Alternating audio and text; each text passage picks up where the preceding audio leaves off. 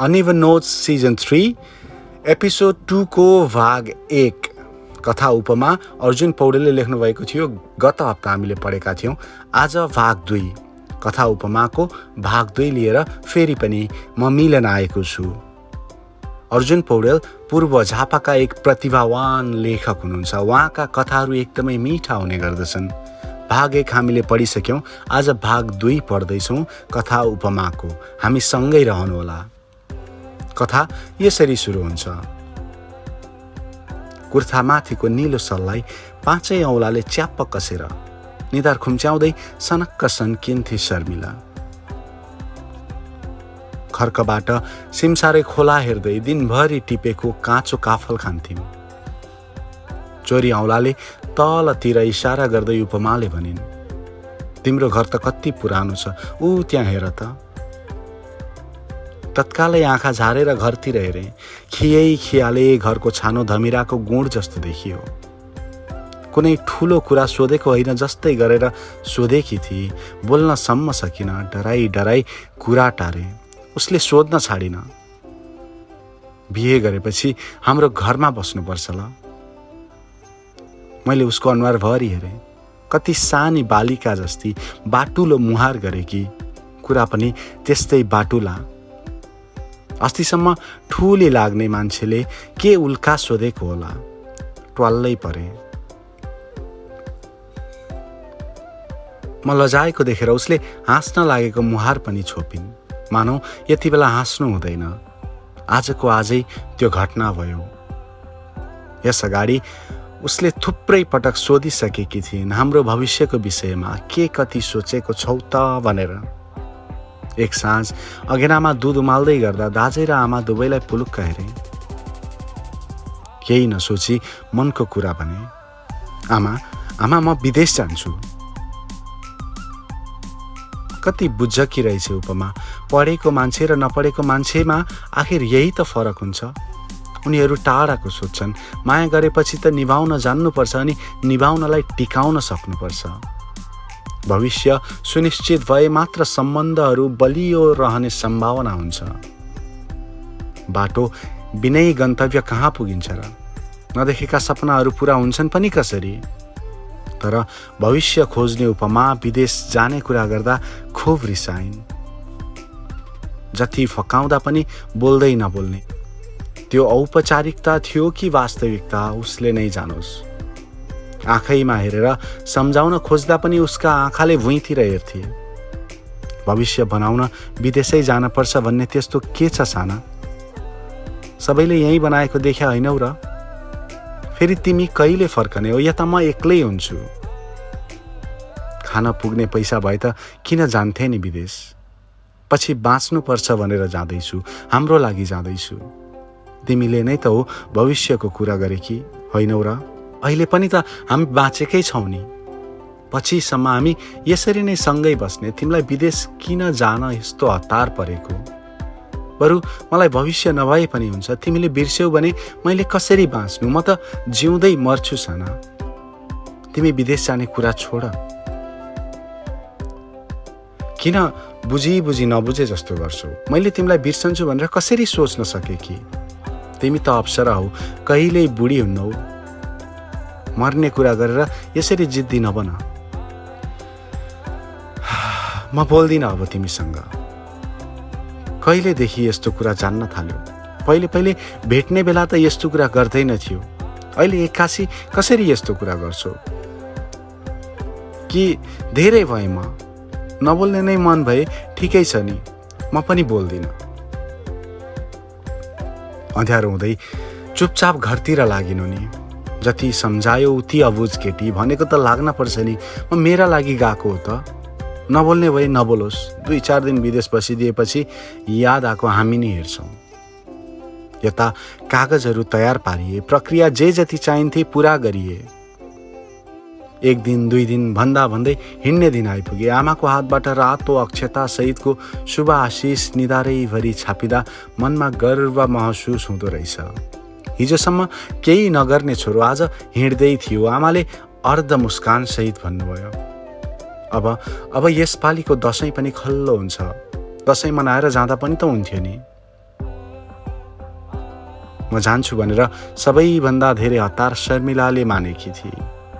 हिजैदेखि गाउँभरिका कोपिलाहरू शिला गरेर माला उनेकी थिए। मुठ्ठीभरिको अक्षता बोकेर अघिदेखि सुक्क सुक्क गर्छे थियो।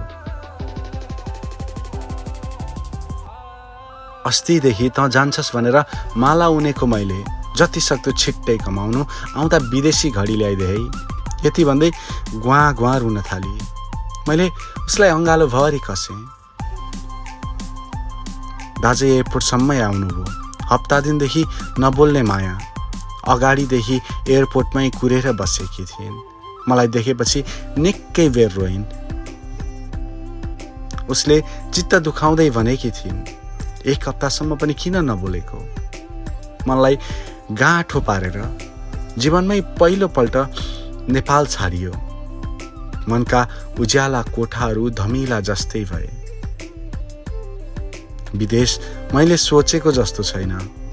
तिहारमा आमाले पकाउने घुमाउरा रोटी जस्ता अप्ठ्यारा र सिनिक्क परेका ठुल्ठुला बाटाहरू छन्।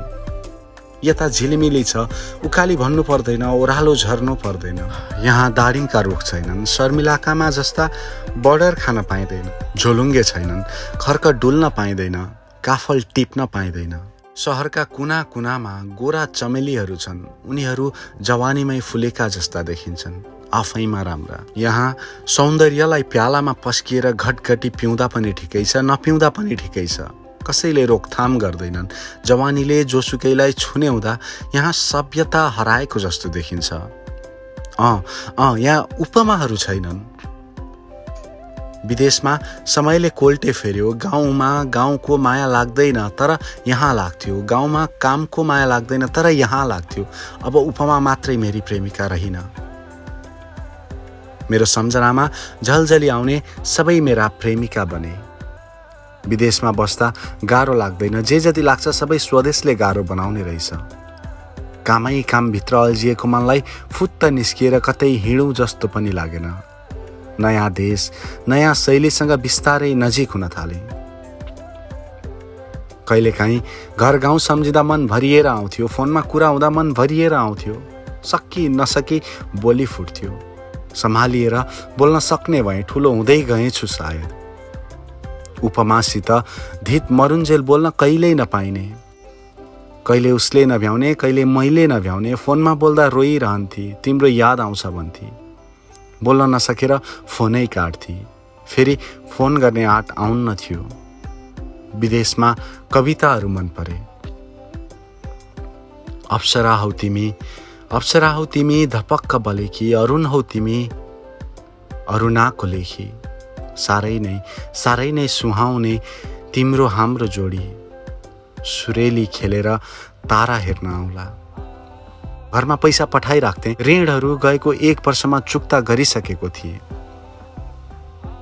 सके जति पैसा उपमालाई पनि पठाए। सम्झाइरहन्थे, उपमा तिम्रो र मेरो भविष्य भने पनि वर्तमान भने पनि एउटै हो। म जे जस्तो भए पनि तिमीले पढ्नुपर्छ। खर्चको चिन्ता नगर, तिमीले पढ्न चाहिँ नछोड्नु है। उपमाको न्यास्रो लाग्दा रुनेसम्म पनि फुर्सद थिएन। कति खेप त काम गर्दा गर्दै रुन्थे। समयलाई बग्दो खोलासँग तुलना गरिन्छ। कतिखेर बगिसक्छ थाहासम्म पनि नहुने। उपमाले पढाइ पुरा गरिसकिन्। विदेश 4 वर्ष बसेपछि थोरै सम्पत्ति कमाइएकै थियो। नेपाल फर्कने भए। सबैसँग नजिक हुने रहर थियो। फर्किए। पिकअपका लागि शर्मिला आएकी थिए। सायद घरको फोन बिग्रिएर धेरै दिनदेखि फोन लागिरहेको थिएन। हामी सोही दिनको गाडी चढेर रातारात घरतिर झर्यौँ। बिहान 7 बजे सिमसारे बजारमा गाडी झ्याप्प रोकियो। शर्मिला हतार गरेर निस्किए अनि पहिले जस्तै गरेर फरर बोल्दै थिए। दाई, हाम्रो सामान माथि छतमा छ, यता पछाडि डिक्कीभित्र पनि छ, झिक्दिनु न छिटो। अलि झटपट गर्नु है। खलासी दाइले दिक्क हुँदै भने, कति साह्रो कराए कि हो बहिनी, झिक्दैछु त सामान। घडीले बिहानको 7 बजाएछ। आफ्नो गाउँ 3 फन्का घुमेर हेर्न पाउँदा भित्रैदेखि खुसी भए। माटोका घरहरू पक्का भइसकेछन्। साँगुरो सडक भद्र भलाद्मी भइसकेछ। सिमसारे खोलाले बग्न बिर्सिएको पटक्कै थिएन। हामीले गरेका बातहरू यहीँ कहीँ छरिएका छन्। म गहिरो सास लिन्छु। फोक्सोभरि आनन्दका पर्खाल थुप्रिए। उपमा पाइला पाइलामा उपमा। म उपमालाई माया गर्छु, कति धेरै माया गर्छु, सारा प्रकृतिलाई थाहा छ। हिजो खाएको कसम पुरा हुँदैछ, प्रकृतिले मलाई स्वागत गरेको छ। बस यही हावासँग हराइरहेको छु अहिले। उसका हातले मेरो हात खोजेका छन्, मेरा हातहरूले उसलाई खोजेका छन्। उपमा रुनेछे, म भए ठाउँ आउनेछे, लपक्क टाँसिनेछे। म उसलाई आफूभन्दा धेरै माया गर्नेछु। म उसलाई धेरै मायाले कस्नेछु अङ्गालोमा। मेरो हातले उसको शरीरलाई बेसरी कस्नेछन्। हामी डुब्दैछौँ, कहाँ थाहा छैन, कसरी थाहा छैन, तर हामी मिल्दैछौँ। सोलुखुम्बुको उचाइमा दुई पहाड बीचबाट सलल खसेको नदी जस्तै हामी खस्दैछौँ समुद्रको अनन्त गहिराईमा एकसाथ मिसिनलाई। कसरी मिसिन्छौँ थाहा छैन, कहाँ मिसिन्छौँ थाहा छैन। वर्षौँदेखिको तिर्खा उपमा हुँदै बगेको छ, तर अब हामी समुद्र हुँदै बग्दैछौँ। कसरी बग्दैछौँ थाहा छैन, कहाँ बग्दैछौँ त्यो पनि थाहा छैन। बाटोभरि गफै नगरी शर्मिलाको आँगनसम्म टेकियो। अब घर हुन 5 मिनट लाग्छ। शर्मिला खुब गली, थचक्कै बसी। म गले जस्तो अभिनय गरिरहेँ। त त कति राम्री पो भइसस् त। मुसु मुसु हाँस्दै जिस्क्याउने हैसियत देखाएँ। शर्मिलाका आँखाहरूले छड्के हेरे। म हाँसी मात्र रहेँ। भोक लागेन, के बनाइदिउँ? यसरी सोधी मानौ थोरै पनि गलेकी छैन। मैले जवाफ फर्काइन, बुझे जस्तै गरेर जुरुक्क उठेर भान्सातिर गई। चिया मात्र पकाई, बाँकी म घरमै गएर खान्छु, यहाँ भोक छैन, बाहिरैदेखि चिच्याएँ। घर अगाडिका बडर ढाली छ, ठुटै ठुटा थिए। अब केही राखिनस् है, बडर किन ढालेकी होस्? म एक्लैले कति थोक गरौँ त? अनि खाना पुगेन बेचिदिएँ। अनि पसल चाहिँ के गरिस् नि? छैन पसल ससल। थालभरि भटमास भुटेर ल्याई कहिलेदेखि जोडेर राखेका नयाँ कपमा चिया पस्केकी थिए उसले। सोधेँ, यी कप कहिले जोडिस्?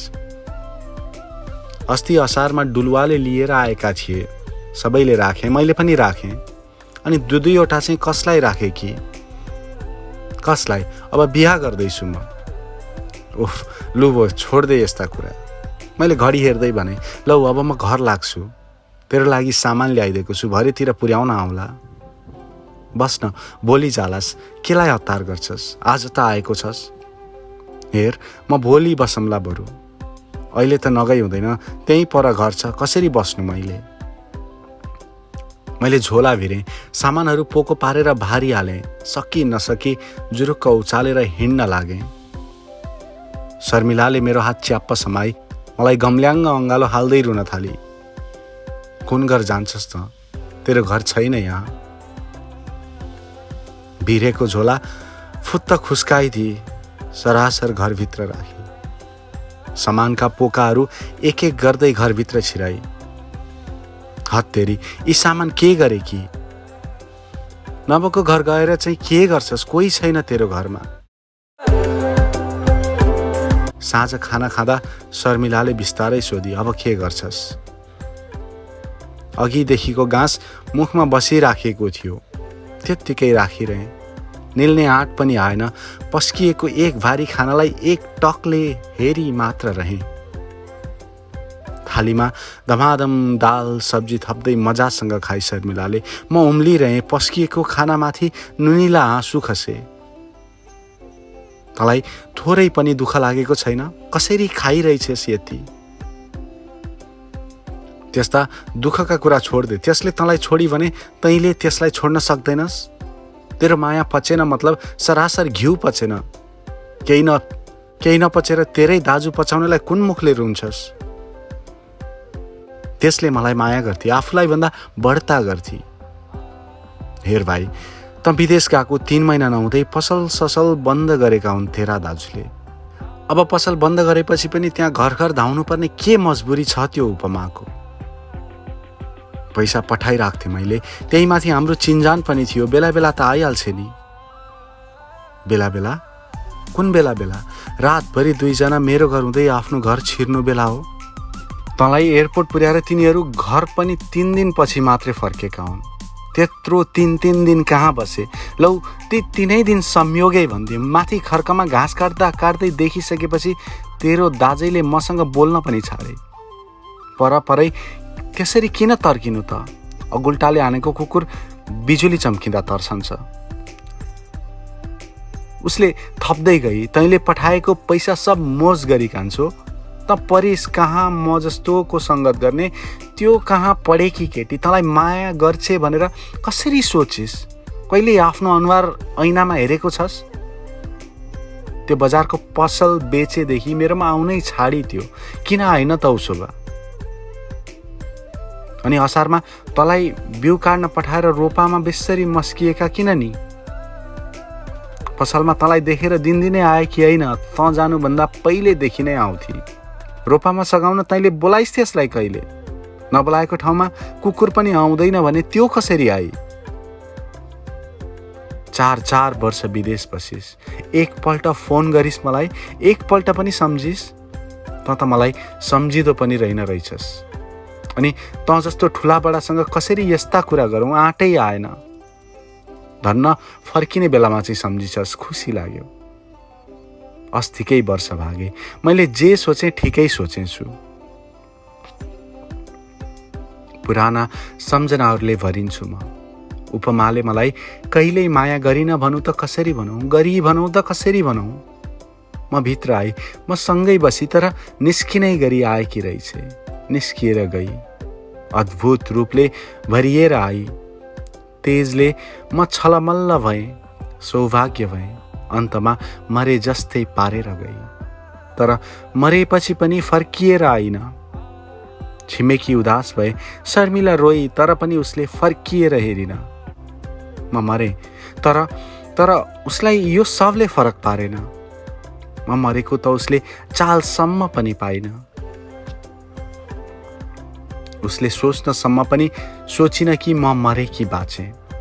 मैले जति फुल चढाए पनि, जति कराए पनि, लम्पसार परे पनि, मरे पनि नमरे पनि फर्किएर आइन।